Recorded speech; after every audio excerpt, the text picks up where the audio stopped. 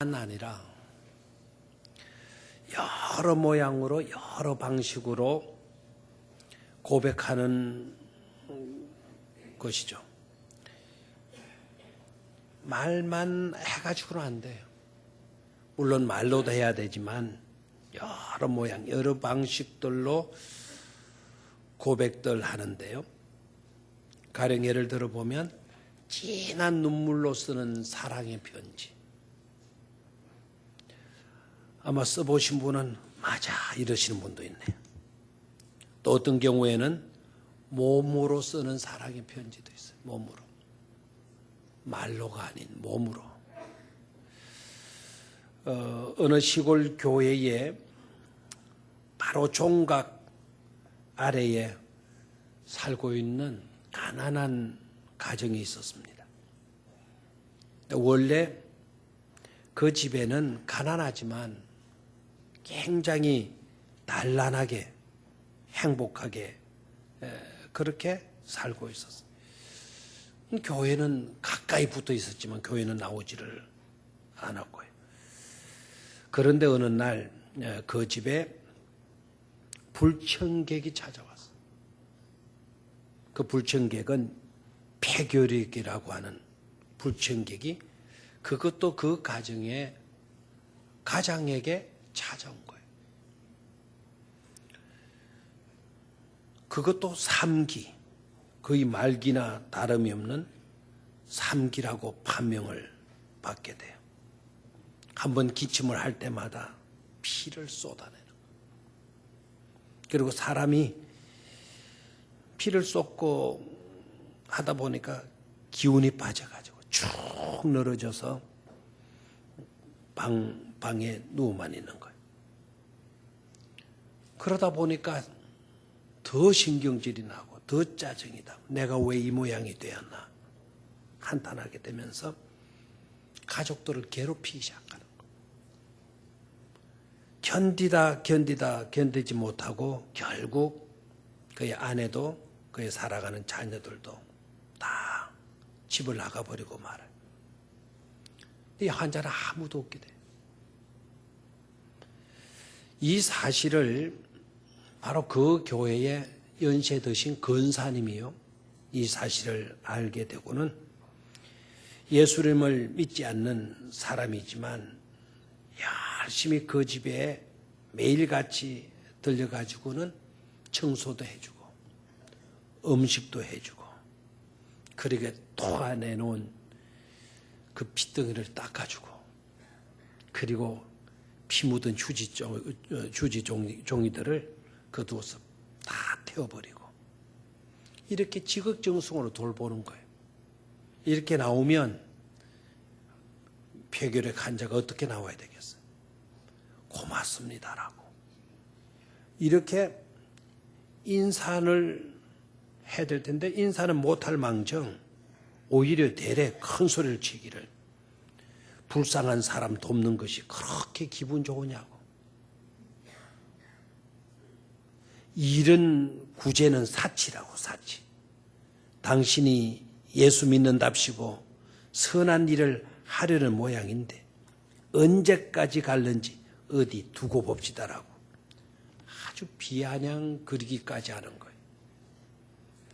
도대체 얼마나 비난을 하는지 옆에서 보는 사람조차도 화가 나서 견딜 수가 없을 지경이었다고 그럽니다. 그러나 그 연세 드신 권사님은 묵묵히 이 사람을 계속해서 돌보아 주었는데 그런데 어느 날인가 그날도 어김없이 이 권사님은 그분이 토해놓은 피를 닦아주고 핏덩이를 닦아주고 그리고 방을 청소해주고 하는데 그런데 갑자기 그 사람이 자기가 누워있는 그 피로 얼룩진 그 엉망이 되어버린 이부자리 밑으로 손을 넣더니 뭔가를 끄집어내는 거예요. 그건 거의 시들어져 있는 사과 한 개였는데 그거를 그 권사님에게 주면서 하는 말이 늘 저희 집에 오시지만 드릴 것이 없었는데 좀 시들시들하더라도 이것 한번 잡수어 보십시오.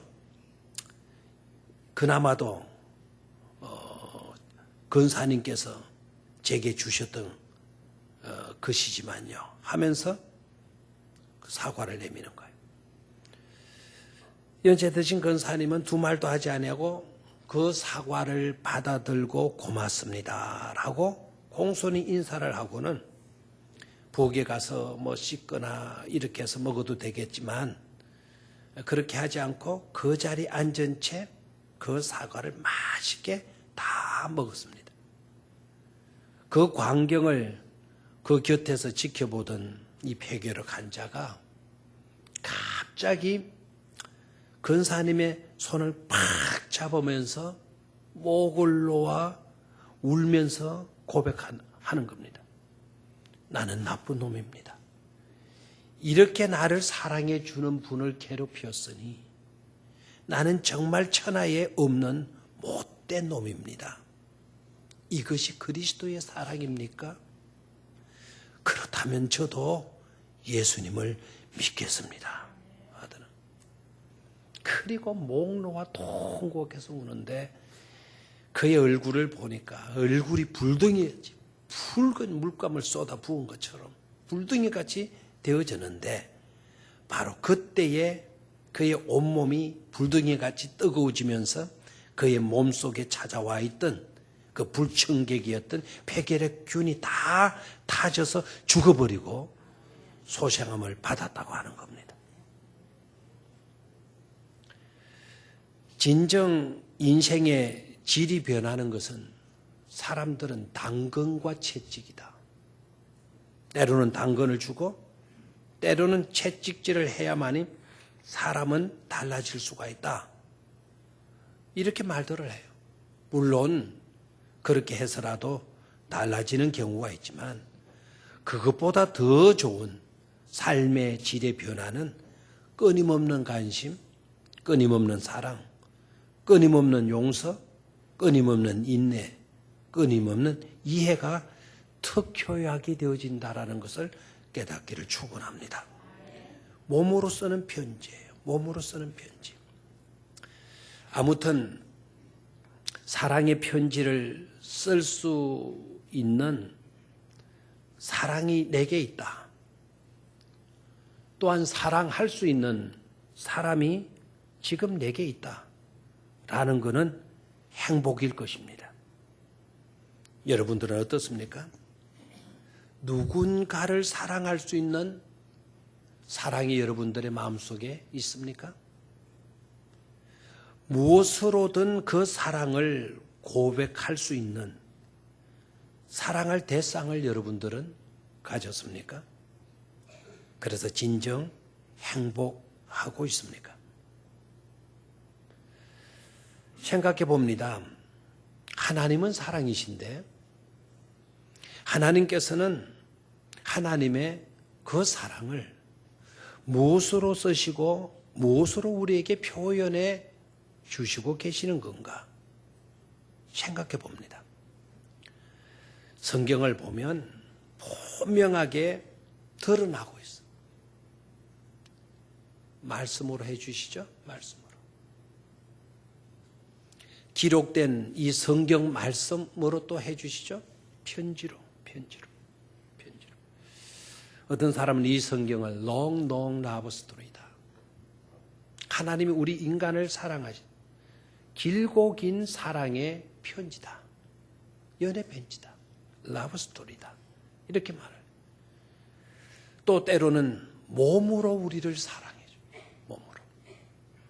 또 아들로서 독생자 예수 그리스도 아들로서도 우리를 사랑해 주신다는 것을 나타내 보여주시고 때로는 성령으로도 우리를 사랑하심을 말씀해 주고 지금 이 시간에도 성령님은 말할 수 없는 탄식으로 저와 여러분들을 위해 중보 기도해 주시고 계시는 줄로 믿습니다.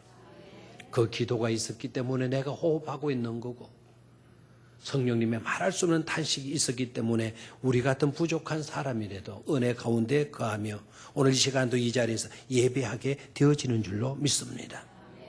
그뿐만 아니라 삼라만상 우주 만물을 통해서도 우리를 사랑해 주시는 그 사랑을 나타내 보여주시죠.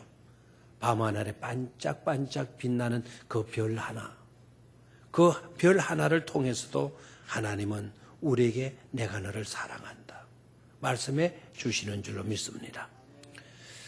우리가 사랑한다라고 말하기도 하고요, 사랑한다는 편지를 쓰기도 하고, 사랑하기에 만나기도 하고, 사랑하기에 만나서 대화도 하지만, 그럼 우리가 알아야 할 것은 사람의 사랑은 모두는 아니지만 공정거래형의 사랑일 경우가 너무나 많다라는 거예요.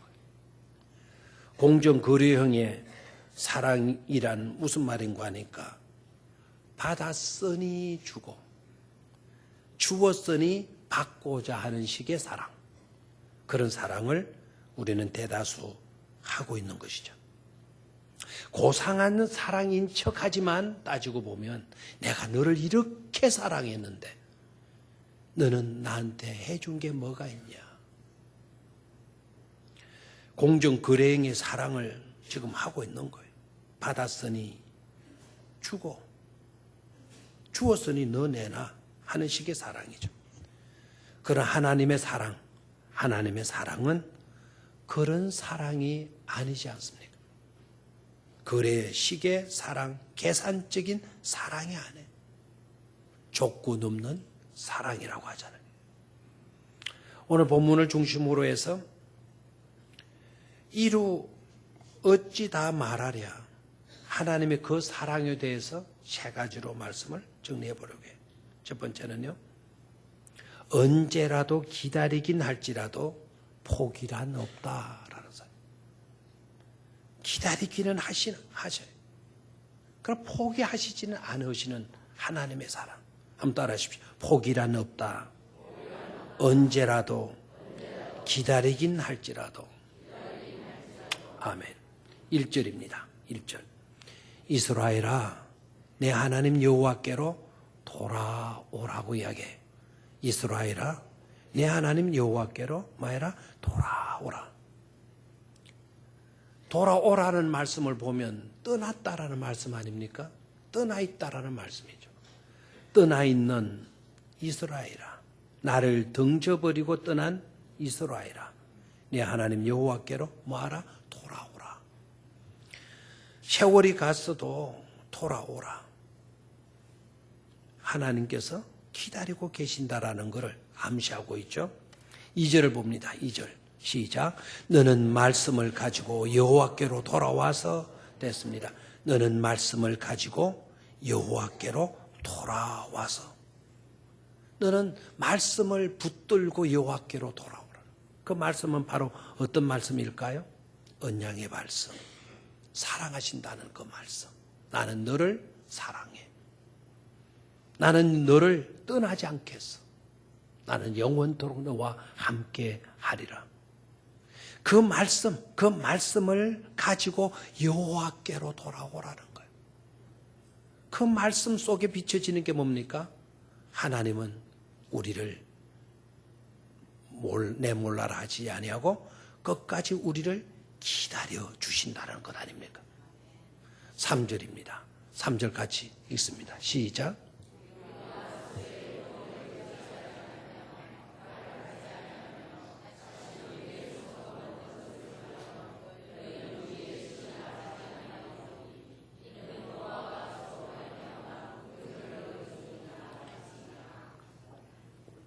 그 부분에 이는 고아가 주로 말미암아 긍휼을 얻음이니이다 할지니라.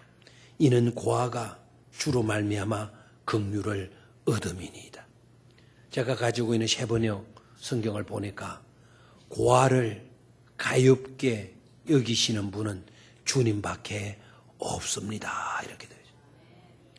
돌아오기만 하면 하나님은 끝까지 기다리시고 계시기 때문에 긍휼을 얻게 되고 고아가 보호를 받는 것처럼 보호를 받게 되고 사랑을 받을 것이라는 것을 우리에게 말씀해 주고 있죠. 그러니까 우리가 알 수 있는 게 바로 뭡니까?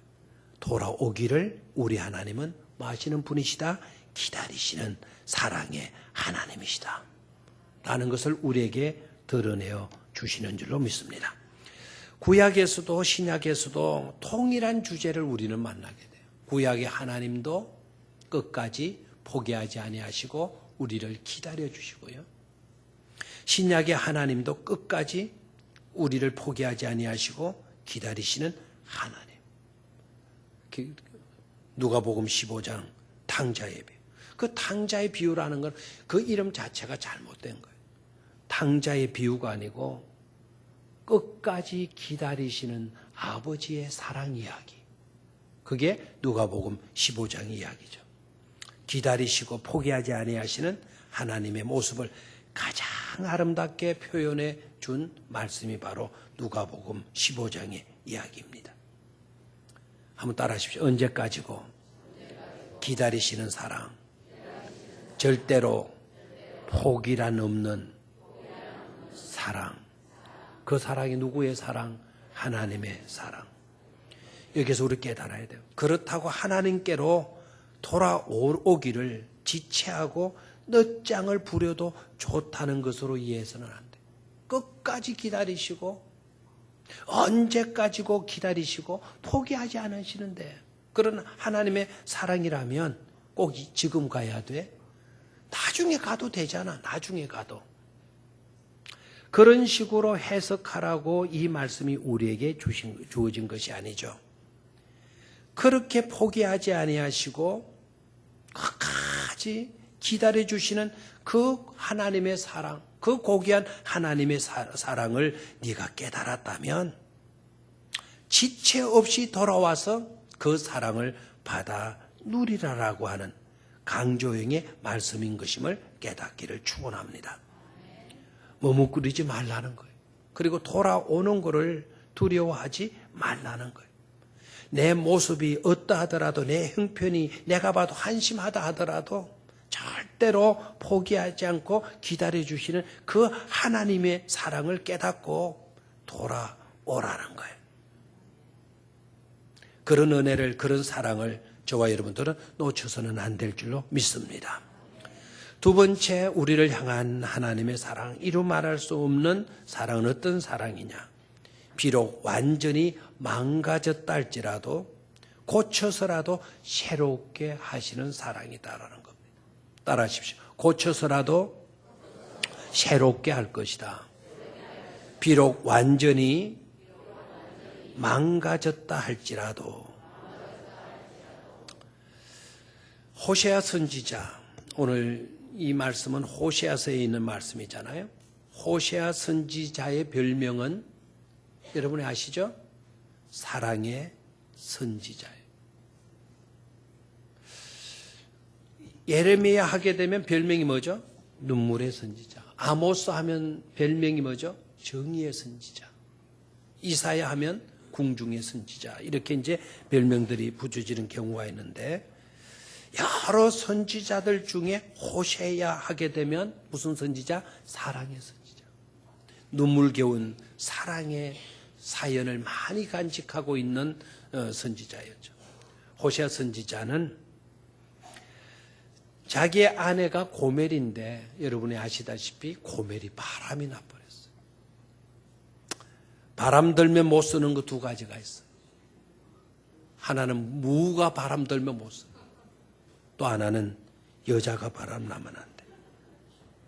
근데 호세아 선지자의 아내 고멜이 바람이 나서 남편을 배신하고 창녀의 소굴로 들어가 버리는 거예요. 그런 아내를 뭐가 좋다고 호세아는 찾아가요. 그것도 빈손으로 찾아가지 않고 자기 아내 찾아오는데 돈을 주고 사오는 거예요. 다시. 지금은 화폐가 이렇게 발전되어져 있지만 그때 당시는 공물을 주는 거예요. 공물을. 성경을 읽어보면 그 바람난 아내를 오기 위해서 보릿자루를 메고 다녔다라는 거예요. 보릿자루를. 그걸 메고 이곳저곳으로 수소문해서 자기 아내 고멜 못 봤어? 이러이러한 여자 못 봤어? 뭐 어떤 비슷한 여자 있다. 그곳까지 찾아가고.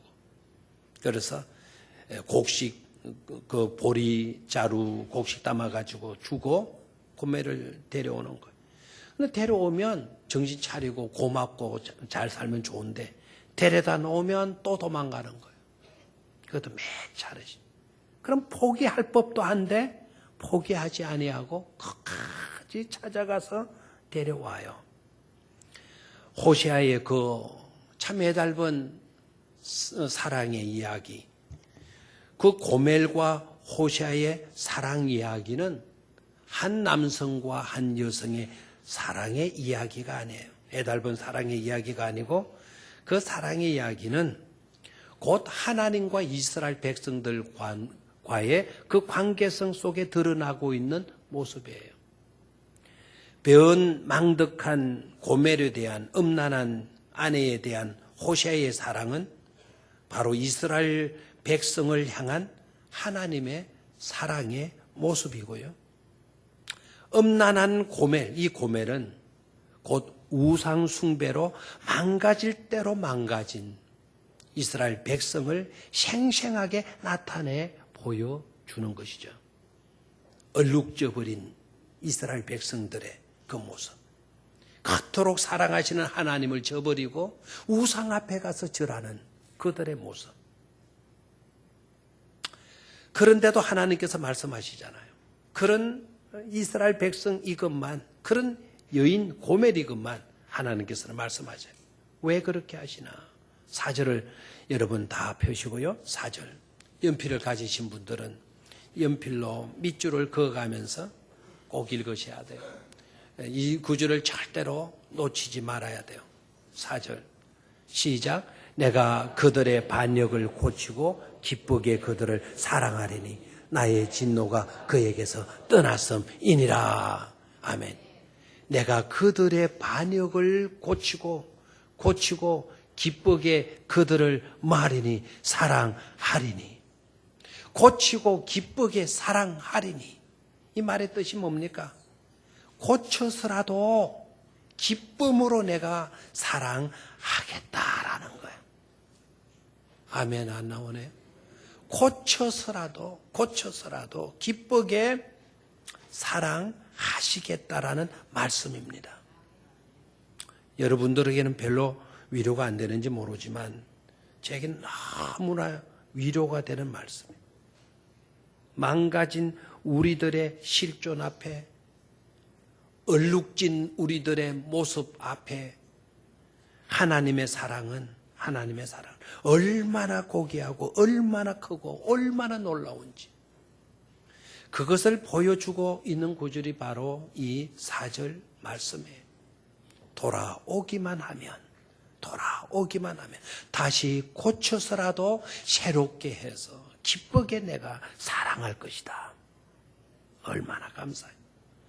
그래 사랑하는 성도 여러분, 내 자신이나 그리고 우리가 그 누구를 볼 때 정말 초라해 보이고 형편없이 보이고 실망스럽게 여겨져도 여러분 절대로 낙심하지 마시고 걱정하지 마시고 불만하지 마시기를 바라요.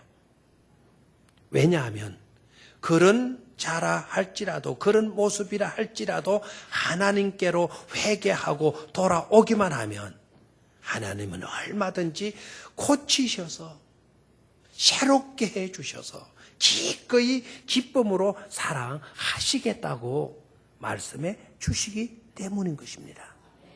나의 진노가 그에게서 떠났음이니라. 내가 벌 줄 것 너에게 없다. 그 벌 줄 모든 내용들은 다 떠나가 버리고 없다. 벌 줄 거 없다라는 거예요. 오직 사랑할 일만 네게 있다라는 거예요. 하나님의 사랑은 포기하지 않고 끝없이 기다려 주시는 사랑이시죠. 그리고 하나님의 사랑은 돌아온 아들을 용서하시고 새롭게 만들어 가시는 재창조의 사랑이심을 우리는 깨달을 수 있어야 하는 것입니다. 탕자가 돌아왔을 때 돌아왔냐? 내가 너를 용서하마. 용서하는 것으로 끝나지 않고 탕자가 돌아왔을 때 가락지 끼워주고 새 신발 신겨주고 새 옷 갖다 입혀주고 목욕시켜주고 그리고 송아지 잡아서 잔치해 주잖아요. 그냥 용서하고 받아들이는 정도가 아니고 완전히 새 사람으로 탈바꿈시켜 주시는 사랑, 제 창조의 사랑을 베풀어 주시는 분이 우리 하나님이시다. 이에 근거해서 보면 아픈 과거가 있고 또 너무나 힘든 현실 속에 우리가 가로 놓여져 있다 하더라도 하나님께로 돌아오면 고장난 모든 부분들을 친히 고쳐주시고 얼룩진 모든 것들을 깨끗이 씻어주시고 회복케 하셔서 하나님의 풍성한 사랑에 살도록 해주시는 하나님의 그 사랑, 그 사랑을 절대로 놓치지 않기를 주의 이름으로 축원합니다. 여러분 주머니에 5만 원짜리나 만 원짜리나 있으면 한번 끄집어내 볼래요? 뺏어갈까 봐 묻어내는 사람이에요. 그 5만 원짜리를 제가 고개 막 구겨가지고 구겨줬으니 버리겠습니까? 저는 절대로 안 버려요. 혹시 여러분 그 5만 원짜리가 찢어졌다고 해서 휴지통에 갖다 버리는 사람이 있습니까? 혹시 버리는 분 있으면 다른 거는 괜찮아요. 그 휴지통 저한테만 가르쳐 주시기를 바라요. 5만 원짜리가 찢어졌다고 휴지통에 갖다 버리지 않습니다. 5만 원짜리가 구겨졌다고 갖다 버리지 않습니다. 찢어졌다면 풀로 붙여서 씁니다. 구겨졌다면 다리 위로 한번 손질해서 쓸 겁니다. 그래서 버리는 경우가 있어요. 꼭 저한테 어디에 버렸다고 말만 해주세요. 차를 몰고 가서라도 제가 찾을 겁니다. 4절 다시 한번 생각해 봐요. 고치고 기쁘게 그들을 사랑하려니 나의 진노가 그에게서 떠났음이니라. 고치고 새롭게 해서 우리를 사랑해 주시겠다. 기쁨으로 사랑하시겠다는 것. 그 사랑 어찌 이루 말할 수가 있겠는가. 마지막 세 번째입니다. 상상할 수 없을지라도 이슬이 되어줄 것이다 라는 사랑이. 한번 따라하십시오. 이슬이 되어줄 것이다. 상상할 수 없을지라도 5절을 봅니다. 5절. 5절에서 8절까지 내용인데 또 다시 연필 다른 색깔이 있으면 다른 색깔로 또 밑줄을 그으면 좋은데요. 그렇지 못하면 일반 연필로도 하십시오. 자, 5절. 내가 이스라엘에게 이슬과 같으리니. 내가 이스라엘에게 이슬과 같으리니. 아멘이 안 나오네요. 내가 이스라엘에게 이슬과 같으리니. 무슨 말인가 아마 이해가 안 돼서 그런 모양입니다. 내가는 하나님이에요. 하나님이 이스라엘에게 이슬과 같으리니. 그 이스라엘이 누구라 그랬어요? 음란한 고멜과 같은 자들이라 그랬죠. 바람났던 여자, 바람났던 백성, 하나님을 등지고 우상 옆에 가서 우상에게 절하고 우상을 섬겼던 그런 사람들. 그런 사람들에게 뭐와 같으리니? 이슬과 같으리니. 여기 이슬과 같다라는 말은, 이슬이라는 말은 은혜라는 말이에요. 하나님께서 이스라엘에게 은혜의 이슬과 같으리니. 은혜가 위에서 내리잖아요. 이슬이 위에서 내리잖아요. 하나님의 은혜가 이슬 내리듯 우리 위에 내린다라는 것을 말해주고 있죠. 내가 이스라엘에게 이슬과 같으리니. 이스라엘이니까 저 멀리 있는 그 이스라엘 생각해서 또 아멘 안 되는데요. 그 이스라엘에게 라는 말을 나에게 라는 말로 바꿔보십시오. 하나님께서 나에게 이슬과 같으리니. 이럴 줄 알았어요. 이제 아멘이 나오죠. 내가 이스라엘에게 이슬과 같으리니. 하나님께서 여러분에게 이슬과 같으리니. 돌아온 자를 용서하시고 고치시는 것으로 끝나지 않고 주도적인 사랑, 프로액티비티, 크리에이티브 러브, 이 창조적인 사랑, 그 창조적인 사랑으로 우리에게 뭐가 되어주셔서? 은혜의 이슬이 되어주셔서 창조적인 새로운 삶을 영위해 갈 수 있도록 완전히 저와 여러분들을 탈바꿈시켜 놓게 해 주시겠다는 말씀입니다. 그 밑으로 내려가 볼까요, 이제? 자, 동사를 유의해서 보도록 하겠습니다. 그 이슬과 가터리니 그가 백합화 같이 막겠고 피겠고 핀다. 백합화 같이 핀다. 아름답죠? 레바논 백향목 같이 뿌리가 박힐 것이다. 뿌리가 흔들리겠죠? 그의 가지는 퍼지며 퍼진다 그랬죠? 무성하다는 거 아닙니까? 그의 아름다움은 감람나무 같고 그의 향기는 레바논의 백향목 같으리니 아름답고 향기와 같다 그랬어요. 그리고 7절 그 그늘 아래서 거주하는 자가 돌아올지라 그들은 곡식같이 풍성할 것이며 풍성해진다 그랬어요. 그렇죠? 그리고 포도나무같이 꽃이 필 것이며 그 향기는 레바논의 포도주 같이 되리라 라고 말씀하고 있어요. 엄청난 상상조차도 할 수 없는 사랑과 특혜와 복을 우리에게 말씀해 주시고 있는 것입니다. 이런 사랑, 상상조차도 할 수 없는 그 사랑을 우리에게 해 주시겠다. 그게 바로 내가 이스라엘에게 은혜와 이슬과 같으리니 그 말 속에 들어있는 거예요. 그렇다면 어찌 우리가 우상과 상관할 수가 있겠는가 하는 거죠. 그런 좋으신 하나님, 우리에게 은혜의 이슬이 되어주시는 그 하나님, 모든 것을 창조적인 것으로 새롭게 해주시는 그 하나님을 우리가 어떻게 외면하고 우상과 짝짓고 살 수가 있겠느냐라는 거죠. 8절 말씀입니다. 8절 시작. 에브라임의 말이 내가 다시 우상과 무슨 상관이 있으리요 할지라. 드디어 나오죠. 에브라임의 말이 내가 다시 어떻게 우상과 무슨 상관이 있으리요? 우상과 관계 있는 삶을 어떻게 내가 살 수 있으리요? 내가 그를 돌아보아 대답하기를 나는 푸른 잣나무 같으니 네가 나로 말미암아 열매를 말이라 얻으리라. 아멘. 얼마나 감사한지 몰라요. 정리합니다. 하나님의 사랑은 어떤 사랑? 언제까지라도 기다리고 기다린다 할지언정 뭐는 없다? 포기란 없다. 기다릴지언정 뭐는 하지 않는다? 포기하지 않으시는 사랑. 두 번째, 비록 완전히 망가졌다 할지라도 얼룩졌다 할지라도 고쳐서라도 씻어서라도 새롭게 하시는 하나님의 사랑. 세 번째는 상상을 불허하는 은혜의 이슬이 되어주시는 하나님의 그 사랑을 오늘 여러분들에게 말씀해 주시고 있는 것이죠. 오늘 우리에게 주시는 메시지인 줄로 믿습니다. 이 은혜가 우리 모두에게 적용되기를 주의 이름으로 축원합니다.